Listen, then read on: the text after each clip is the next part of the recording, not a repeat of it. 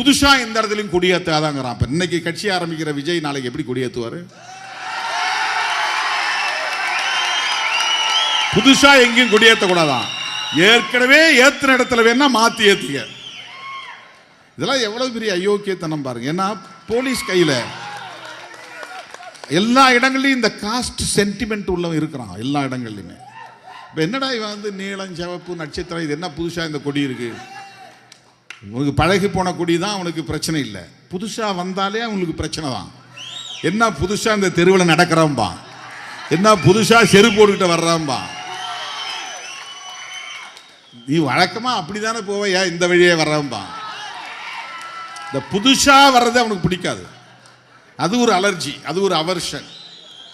அப்ப கட்சியை புதுசா தொடங்கும் போது எப்படி ஏத்துக்குவான்?